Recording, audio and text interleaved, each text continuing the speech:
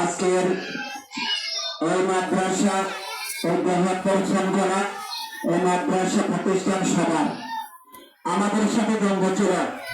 যেমন আমার সাথে রোজগারের সাথে কথা কাটাকাটি হয়, কিন্তু প্রতিষ্ঠান নিয়ে কাটাকাটি অতি সম্ভব নয়।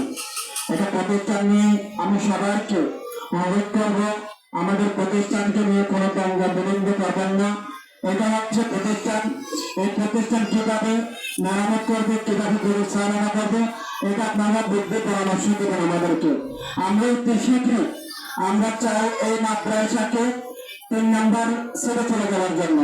আমাদের প্রথম চেষ্টা হচ্ছে সাদেরখানা মডেল মাদ্রাসা, দ্বিতীয় চেষ্টা হচ্ছে কাদেমুল ইসলাম মাদ্রাসা, 3 নম্বরে আমাদের এই বৃহত্তর সংখ্যা মাদ্রাসার আমরা 3 নম্বর আনার সম্ভব করার চেষ্টা করতেছি।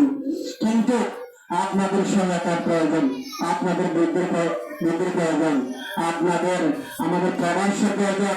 আমাদের যদি কমিটি কোন ধরনের বিদ্রোহ হয়ে থাকে, ছাত্র বাইরের বিপজ্জনক কোন ধরনের কথা কাটাকাটি হয়, আমাদের কমিটির সাথে সাথে বিগত করবেন। আমরা সেই সাথে নিয়ে আমরা আপনাদের অভিযুক্ত শেষ করতে সম্ভব করব। আর আমাদের বিভিন্ন কথা আসতেছে এখানে শিক্ষক নাকি পাতলা হয়, আমার বাবা বলছে এটা, কিন্তু এটা সত্য। কিন্তু এটা দুঃখের বিষয়, আমরা 3 মাসের পর একটা শিক্ষক বদলাবো মানে এই মাদ্রাসার শিক্ষার মান উন্নয়ন কমে যাওয়া। কিন্তু এটা নিয়ে আমরা খুব সহকারে দেখছিলাম। কিন্তু আমি সাবেক অনুরোধ করেছিলাম আমাদের কমিটির সেগমেন্টের বাইরে গেলে শৃঙ্খলা বজায়ের এটা মাথা বাইরে দেওয়া হয়। এটা শিক্ষা বোর্ডের নিয়ম আছে। যেমন এখানে উনি বলতেছে বারবার বলতেছে, যেমন জঙ্গলে বাস করে রাজত্ব বাস করে। আমি আমাকে বলছিলাম এটা পাহাড় করা মানুষ, সাগর করা মানুষ, মেরে করা মানুষ, দুঃখিত মানুষ, এটা নিয়ে বলে আপনি এটা বলবেন না। তখন আমার সাথে বিরোধ হয়েছে, সাথে সাথে বিরোধ নেই। সেই কারণে ওনাকে আমরা পাঠাতে দিয়েছি।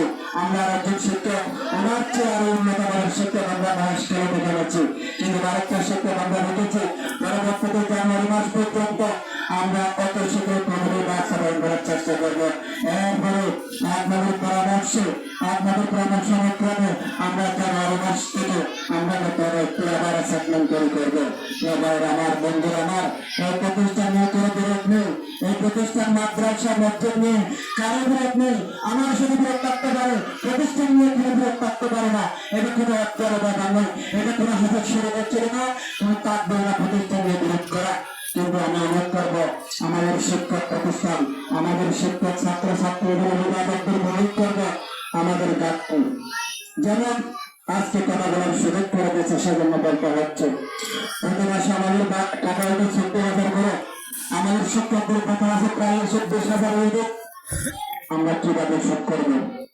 আপনাদেরকে আমাদেরকে বুদ্ধি দিতে হবে, পরামর্শ দিতে হবে।